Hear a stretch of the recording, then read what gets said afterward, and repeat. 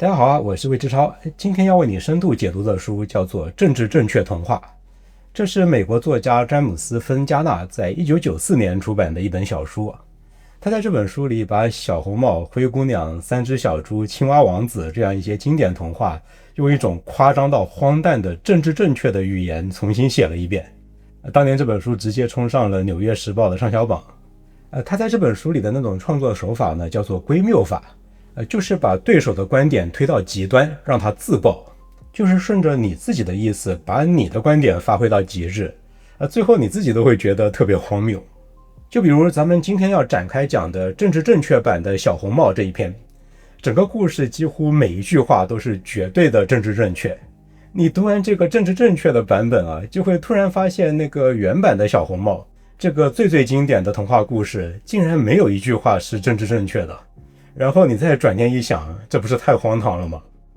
那我们今天这期节目不贪多啊，我就专门给大家解读小红帽这一篇。别看这一个故事它短短只有几百个字啊，但是密度大到几乎每一句话都能够停下来讲。我知道啊，好的幽默应该是你懂的，就是你听了懂了然后笑了就行了，一解释就煞风景了。但问题是这本书里的笑话，我觉得很多华语观众和读者可能其实并没有那么懂。西方这几十年搞的那些政治正确，你肯定知道个大概啊。比如说有些词现在不能说了，圣诞快乐得改成节日快乐。比如说电影选角得照顾各种肤色啊，比如不能够歧视少数群体，不能够歧视女性啊，这些你当然都听说过。但是如果再往里走一步，你就会发现政治正确可不只是多了几个敏感词，不只是多了一些特定的社交规范而已，而是背后有一整套非常庞大的世界观和理论体系。这套政治正确的东西有它自己的道德系统，有一整套反对的目标，它对很多社会问题、政治问题都有自己成体系的解释方式。什么叫做健全者歧视？什么叫做父权制？什么叫做个人空间？什么叫做不要替别人假定他需要被拯救？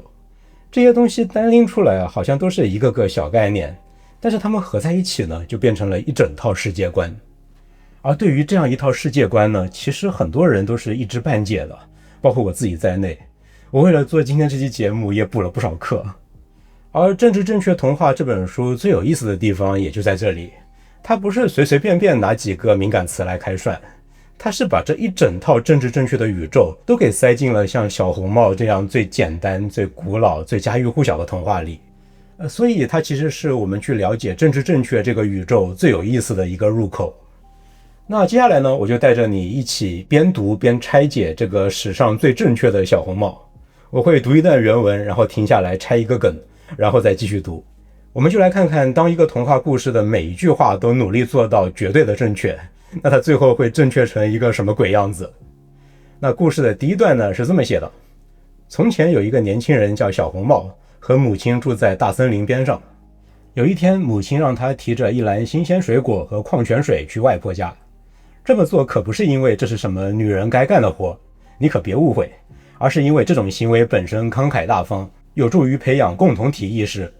再者说，外婆也并没有生病，她身心都相当健康，作为一个成熟的成年人，完全有能力照顾自己。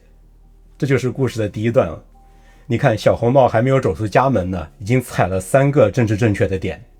第一个是那句新鲜水果和矿泉水。原版的小红帽提的是什么呀？是蛋糕和葡萄酒。但是在政治正确的世界里呢，高糖高脂的食物是不应该出现在儿童读物里的，酒精更是绝对不能碰。你不能够向孩子传递不健康的饮食观念，所以呢，这里就必须换成水果和矿泉水。第二个点是那一句，这可不是因为什么女人该干的活。原版里妈妈让女儿去送东西，天经地义啊，没有人会多想的。但是政治正确的视角就会追问，为什么必须是女儿去呢？为什么不能是儿子啊？这是不是在强化照顾别人是女人的事这种性别分工呢？所以呢，作者在这里就赶紧要加一句声明，这可不是性别分工啊，这是在培养社区意识。妈妈让女儿送东西这样一个没有人会注意到的小细节，都得先声明一下，这跟性别无关。作者呢，其实是在假装小心翼翼，实际上非常高调地绕过性别地雷。这调侃的是现实世界里政治正确造成的那种空气，那种氛围。很多时候啊，政治正确不是某一条具体的规定，而是一种弥漫在空气里的紧张感。你写的每一个字都有人拿着放大镜在检查你的潜台词，看你是不是歧视了啥，看你是不是在维护父权制，看你是不是在维护各种压迫体制。然后是第3个点了，就是外婆并没有生病，她完全有能力照顾自己那句话。原版里的外婆是生病了，所以才需要小红帽去探望嘛。但是在政治正确的框架里你预设一个老人就是虚弱的，就是需要被照顾的，那这本身就是一种偏见。英语里有一个专门的词叫做 ageism， 翻译过来就是年龄歧视。所以呢，作为一个政治正确的童话，这里就要特意强调，外婆是身心健康的，完全不需要你可怜。开头我提过一嘴的那个不要替别人假定她需要被拯救，这不就来了吗？外婆不需要你救，你觉得她需要，那是你的偏见。这个意识在今天已经渗透到了很多领域，比如说不要随意帮坐轮椅的人推车，因为你的好心里可能暗暗地隐含着一种歧视，你是在暗示我觉得你自己不行。好，3个点踩完，小红帽才终于出门了。我们接着来读故事。故事的第2段是这样写的：于是小红帽提着篮子穿过树林出发了。许多人都认为森林阴森可怖，危机四伏，连一步都不敢踏进去。可是小红帽对自己那正在萌发的性意识颇有自信，因此这种显而易见的弗洛伊德式的意象根本就吓不倒他。这一段讽刺的是什么呢？从20世纪中期开始西方有一大批学者都用弗洛伊德的精神分析理论去重新解读这些经典童话。弗洛伊德你懂的，就是啥都跟性有关嘛。所以呢，有一种对小红帽这个故事的分析就是，森林代表的是女性对未知的性体验的恐惧，那走进森林呢，代表的就是走向性的觉醒。而小红帽身上的红色呢，那当然是象征月经和性成熟了。这类解读在那个年代的学术界简直就是铺天盖地我都读过不少，基本上全是瞎扯淡。所以刚才这一段他说的就是一个受过正确教育的小红帽，怎么可能害怕一个弗洛伊德式的性隐喻呢？人家对自己的性意识可是颇有自信的。这个讽刺是双层的，他一边在嘲笑弗洛伊德式的那种过度解读，一边呢又让小红帽对自己的性意识颇有自信。而这本身其实是一种非常政治正确的姿态，你的性是属于你自己的，你不该为此感到害羞或者恐惧。所以这一个段落是同时涮了西方社会学术界和政治正确里那种我已经觉醒了，所以我百毒不侵的姿态。然后我们的故事继续，狼出场了。狼对小红帽说，你知道吗，小青青，一个小女孩独自穿过这片树林可不安全哦。在原版童话里，这就是正常的剧情推进嘛，没有人觉得有什么问题。但是在政治正确的框架下，这句话就问题大了去了。小红帽是这样回怼他的。小红帽说，我觉得你这番带有性别歧视色彩的言论极其冒犯人。不过呢，我会原谅你，因为你传统上一直处在社会边缘，那种压力使你发展出了一套完全自洽、完全有效的世界观。好了，失陪了，我得继续赶路了。小红帽这一段话信息量极大先来看第一句狼只不过说了一句小女孩一个人不安全，那怎么就成了性别歧视了？因为在政治正确的逻辑里，你对一个女性说你一个人不安全，本质上就是在暗示女性是脆弱的，需要被保护的，没有男人陪着就不行。你的出发点可能是出自于好意，但是你的潜台词是居高临下的。这在学术上有一个专门的说法，叫做善意的性别歧视，就是表面关心，但是实际上是在强化女人不行这个预设。这个概念在今天的社会已经相当普及了，很多女性朋友确实会非常反感你一个女孩子需要注意安全这种话，她们会觉得这是一种非常大的冒犯。你是什么意思呢？你觉得我一个人搞不定吗？2015年的时候，有一个英国的健身教练在社交媒体上建议女性夜跑的时候最好结伴不要一个人独自跑，结果被骂上了热搜。怼他的最经典的一个观点就是，你为什么不去教男人不要骚扰女性，而是让女性限制自己的行动呢？危险是不是男人造成的？是，责任当然在施暴方。但问题是，这也是一个现实世界没有人能够保证把那些坏男人都事先阉掉，所以危险也是真实的。这就是这种善意性别歧视在现实中引发的典型的争议。而在刚才这段故事里啊，更加妙的是提出提醒的偏偏是狼啊。如果是一个普通的路人这么说，那也许小红帽反击他说你这句话有性别歧视，那还说得过去。可是现在说这话的是马上就要吃人的那只狼，而小红帽的反应是他非常敏锐的就识别出了狼语言里的冒犯，却没有识别出现实里的危险。这不就是过度的政治正确在现实中的一个恶果吗？当你把全部的注意力都放在话语是不是冒犯上，你可能就忽视了那些真正的危险。然后我们再来看刚才那一段话的后半部分。小红帽说，你传统上一直处在社会边缘，那种压力使你发展出了一套完全自洽、完全有效的世界观。这句话是什么意思呢？这背后对应的是一个政治正确里非常核心的逻辑。他们认为那些被边缘化的群体因为长期被压迫、被排挤，所以他们看待这个世界的方式是不能够简单的用主流社会的标准去评判的。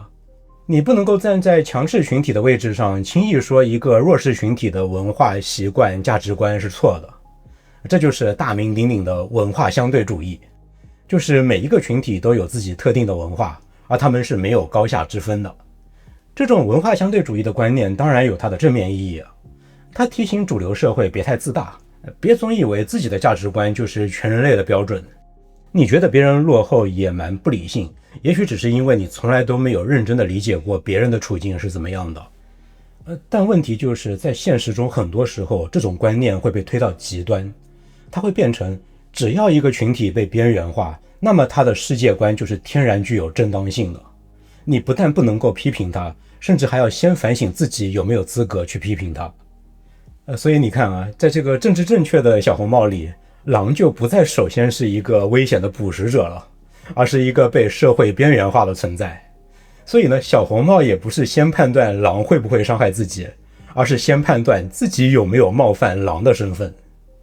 好，我们的故事继续啊。小红帽和狼告了别，下一段是这样的：小红帽沿着大路继续往前走，可这只狼因为长期游离于社会之外，早已摆脱了那种对线性的西方式思维的奴性依附，所以他知道一条更快到外婆家的路。为什么狼会知道捷径？原版里很简单啊，因为狼是野兽嘛，当然比人更加熟悉森林啊。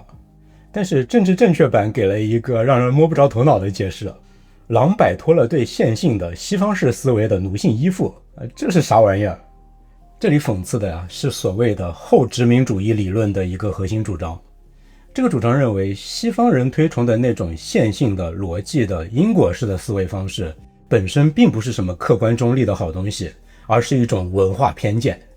而非西方文化有他们自己的认知方式，比如说东方文化，他们就可能更加直觉，更加注重整体，更加注重关系，而不是注重那种因果推理的链条。这些思维方式并不比西方思维低一等。所以呢，狼不走大路走小路，不是因为它是森林动物，而是因为它超越了你那套死板的西方线性逻辑。这种观念在这本书出版的1994年主要还是学术讨论范围的东西。但是你去今天的西方大学校园里走一圈，你去问100个人，西方的那种讲逻辑、讲因果的思维方式是不是一种文化偏见？100个人里至少有90几个人会同意。它已经是过去几代西方大学生的主流意识形态。可能这本书最让人有点后背发凉的地方就在这里啊。作者在1994年已经觉得这有点荒唐了，可以当笑话讲了。结果30年后呢，笑话成了学术主流。2021年的时候，美国俄勒冈州教育厅向教师推荐了一份数学教育指南，里面白纸黑字的写道，数学中的客观性是白人至上文化的特征。这条新闻放进这本政治正确童话里，竟然毫无违和感，真是匪夷所思。客观、科学、讲逻辑，这些我们觉得天经地义的东西，在今天很多西方知识分子看来，可能都是西方文化霸权的产物，不是什么好东西。好，那我们的故事继续。下一段是狼冲进了屋里，把外婆吃了下去。对于像它这样的肉食动物来说，这完全是一种有效的行为方式。然后它不受那些僵硬守旧的男性气质与女性气质的观念束缚，换上了外婆的睡衣，爬进床里。这一段至少有2个炸点。第一，吃掉外婆是完全有效的行为方式，这是把刚才的那种文化相对主义又推进了一步，推成了道德相对主义。你不能够用人类的道德标准去评判一只肉食动物，吃肉是狼的天性，天性是不能够被道德审判的，是不能够被你 judge 的。这背后还连着一个概念，叫做物种歧视。你凭什么觉得人的命比动物的命更加重要呢？你把人类的道德体系凌驾于其他物种之上，这本身也是一种歧视。然后是第二个炸点，狼换上了外婆的睡衣，原版里这纯粹就是一个伪装的动作嘛。但是政治正确版说的是，它不受僵硬守旧的男性气质与女性气质的观念束缚。狼不是在伪装，它是在打破所谓的性别二元论。一只雄性的狼穿女性睡衣，那是因为它不被男的应该怎么样，女的应该怎么样这种过时的观念束缚，这叫做勇敢做自己。在今天很多地方，所谓的性别流动，也就是认为性别并不是天生的，并不是恒定的，这个话题已经是非常严肃的社会议题了。30年前的童话又一次照进了今天的现实。然后我们的故事继续，小红帽来到了外婆家，她说，外婆，我给您带来了无知无纳的小零食，向您作为一位睿智而富于养育精神的母系长者致意。必须要把外婆的称谓升格成母系长者。这个好懂啊，我们继续。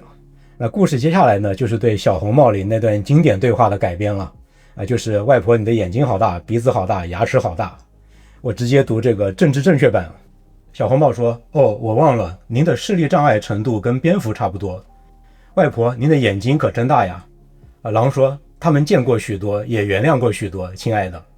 小红帽接着说，外婆，您的鼻子可真大呀。当然这只是相对而言，而且他以自己的方式也非常好看。外婆，您的牙齿可真大呀。狼说，我对我是谁以及我是什么都十分满意。这一段几乎每一句都在踩点。先是视力障碍，不能说您的眼睛不好使，得用中性的不暗含缺陷的措辞，这叫做残障优先语言，也就是我开头提到过一嘴的，你不能够有健全者歧视。然后是这句，以自己的方式非常好看，鼻子大不叫丑，每一种外貌都有自己的美这就是政治正确里的身体积极运动。前几年这个观念是被推到了极致那些各种胖到病态的大码模特，比我还宽2倍的选美冠军，都是这种观念走到极致的产物。然后狼最后的回答，我对我是谁以及我是什么都十分满意，这是非常非常标准的政治正确里的自我接纳宣言，就是我不需要符合你的审美，我是什么就是什么，我为此自豪。在原版童话里刚才这段对话的功能是制造紧张感嘛，外婆怎么长这样啊，不对劲啊，快跑，是靠不正常来推进情节的。但是在政治正确版里，所有的不对劲都被重新定义成了你凭什么觉得不对劲？你觉得眼睛大不正常？你觉得鼻子大不好看？你觉得牙齿大得很吓人？这些统统都是你的偏见。故事接下来，狼从床上跳下来要吃小红帽作者是这样写的，小红帽尖叫起来倒不是因为看到了狼显然有明显的异装癖倾向而受到了惊吓，而是因为他公然侵犯了自己的个人空间。小红帽为什么会尖叫？原版当然不需要解释，狼要吃人嘛。但是政治正确版必须要先排除一个不正确的理由，不是因为狼穿着女人衣服。如果你因此害怕，那你就是在歧视异装者和跨性别群体，那小红帽就太不正确了。小红帽尖叫是因为一个更加正确的理由，那就是他的个人空间被侵犯了。这也是现在政治正确里的一个重要概念，就是你的身体是你的领地，任何人未经你明确同意来靠近你，来触碰你，就是侵犯了你的边界。这个概念今天也已经渗透到了很多社会日常生活的方方面面，从职场的一些行为准则到约会文化，知情同意，也就是同意文化，已经成了一个绕不开的关键词。我同意你才能够进入到我的边界，这个原则当然是对的，可问题还是过犹不及。2018年，美国喜剧演员阿兹·安萨里跟一个女生约会，回到她家之后，两个人发生了一些亲密接触。事后女生说自己用各种暗示表达了不情愿，但是安萨里说在他看来双方是完全自愿的，没有暴力，没有胁迫。这件事在当时引发了巨大的争论，很多人在讨论一次糟糕的约会和性侵之间的界限到底在哪里。在那种同意文化成为空气的氛围之下，连约会都变成了一件需要精密管理风险的事情。恨不得约会的时候都要全程带着律师，不然万一你说上一个吻我是同意的，这次牵手我没有同意过，那怎么办呢？好，那我们的故事继续。小红帽的尖叫声引来了一个路过的人，那作者是怎么样称呼他的呢？他是这样写的，这是一个伐木工，按照他本人的偏好，你也可以称他为原木燃料技术员。伐木工这个称谓太不体面了，得换一个有尊严感的头衔。这其实是在说政治正确的语言里一类非常经典的现象，叫做委婉化。很多职业、身份还有群体的名称，可能因为带有一些歧视、带有一些偏见的色彩，所以就会不断的被替换成更加中性、更加技术化、更加尊重的说法。这在今天也已经非常的普遍了。比如说，清洁工在很多地方已经变成了环境卫生工程师，保安变成了安全管理专员，伐木工变成了原木燃料技术员就是这个路子。在称呼上更加尊重别人，这当然是一件好事。可是呢，这种机制一旦形式化，就会变成一场命名游戏，好像只要换一个更长、更技术、更加干净的名称，现实里的那些辛苦、危险、被歧视就被洗白了。名字是越来越长，越来越好听了，但是砍树的活还是得有人干了。然后故事继续，伐木工举起斧子想救人，可没有想到小红帽和狼同时停了下来。小红帽怒斥伐木工，你怎么能像一个尼安德特人一样闯进来，还以为只靠武器就能够替你思考。故事在这里迎来了最大的反转，小红帽这是在对传统男性气质正面开怼。你用斧头，你靠武力，你不动脑子，在政治正确的这个框架里，这不叫勇敢，这叫有毒的男性气质。真正的问题解决方式应该是对话、理解、共情，而不是一个男人挥着斧头冲进来。小红帽继续骂，你这个性别歧视者、物种歧视者，你怎么敢假定女人和狼离开了男人的帮助就解决不了自己的问题呢？一句话同时扣了2个大帽子。性别歧视，你冲进来救人是因为你假定女人需要男人来救。还有物种歧视，你举着斧子对着狼，是因为你假定狼就是坏的，人就是对的。从故事开头狼的提醒被骂成是性别歧视，到结尾上伐木工的善意拯救被骂成了性别歧视加上物种歧视。这个故事讽刺的一条暗线就是政治正确对善意的结构。在政治正确的这条逻辑里，最危险的不是恶意，而是好意。因为你越觉得自己是好人，你的偏见就越是隐蔽。所以呢，不要替别人假定他需要被拯救。比如说西方国家常常以帮助落后地区为名介入别国事务，这就经常被那些后殖民理论家批评，说这种所谓的帮助只是支配的另外一种说法。在政治正确的宇宙里帮助并不是天然无辜的，帮助本身就可以是一种权利。那接下来就是故事的大高潮了。外婆听见了小红帽这一番慷慨激昂的发言，立刻从狼的嘴巴里跳了出来，一把夺过伐木工的斧头，把伐木工的脑袋砍了下来。这个被反复强调完全有能力照顾自己的老年女性外婆，亲手证明了自己的战斗力，用的还是最暴力的方式。政治正确的话语经常反对暴力，反对支配，反对强者对弱者的压迫。可是在一些极端的表达里，他又会允许甚至是赞美某种反向的暴力。只要那个施暴者是站在正确的身份位置上，他的暴力就不再被叫做暴力，而会被叫做反抗、父权、纠偏。而被暴力外婆砍头的是来救人的那个伐木工。在政治正确的宇宙里，真正的恶棍当然不能是吃人的狼，而必须是这个不请自来的英雄。他是父权制的代表，对女性、对不同物种充满歧视，而且他竟然不经许可主动提供帮助，简直是罪该万死。反过来那一头狼呢？狼刚刚吃了外婆，还想吃小红帽，但是它是一个被边缘化的非人类动物那么它在政治正确的这个道德叙事里，就自动拥有了一种合法性，它是可以被理解、被尊重、被纳入对话的。这就是政治正确宇宙里一个特别关键的转换，它常常不是先问发生了什么，而是先问谁处在什么权力位置上。如果你处在强势位置，那么你的善意也可能是一种压迫。如果你处在弱势或者边缘位置，那么即使你伤害了别人，你的行为也可以被解释成是你的处境不好，是你有过创伤，是有文化差异，是你有另类世界观。在所有政治正确的理念里，我始终觉得这一条是最有毒的。那最后我们再来看故事的结局。作者写道，经历了这番磨难之后，小红帽、外婆和狼彼此之间生出了一种共同的使命感。他们决定建立一个以相互尊重与合作为基础的另类家庭，从此在森林里幸福地生活在一起。这个结尾调侃的是政治正确对于传统的核心家庭的那些批判。在政治正确的话语里，经常会强调家庭不一定非得是一个爸爸、一个妈妈、几个孩子，也可以是单亲家庭、同性伴侣家庭、朋友组成的选择性家庭，甚至是更加流动、更加开放的亲密共同体。这个想法本身当然并不等于荒唐，很多人的现实生活其实早就超出了传统的家庭模板。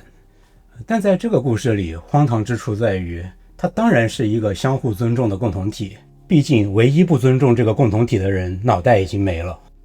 所以呢，这个完美的政治正确大团圆结局，真正的完美之处是那句没有你对我很重要。没有了传统的性别角色，没有了物种中心主义，没有了男性拯救者，没有了核心家庭，只有一个已经经过意识形态进化之后的新共同体。但我不禁想起了据说是徐志摩说过的一句话，他说他们相信天堂可以在人间实现，但通往天堂之前要先经过一片血海，于是他们决定先实现那片血海。这就是1994年版的绝对政治正确的小红帽。30多年过去了，再回头看这本书，越来越分不清楚哪些是作者编出来的段子，哪些是今天真实发生的新闻。物种歧视今天已经是动物权利运动的核心术语，性别流动今天是各国立法的议题，西方线性思维是一种文化霸权，是今天大学课堂里认真教授的课堂内容。当年这叫归谬法，现在这叫纪实。你说这到底是作者太先知，还是这个世界太努力了？好，这个政治正确童话里的小红帽故事就为你解读到这里。书籍的详细信息我已经放在节目下方的描述栏里了，供有需要的朋友查阅。如果你喜欢这期节目，请点个赞、分享和订阅频道，这是对我最大的支持。我是不太正确的魏志超，我们下本书再见。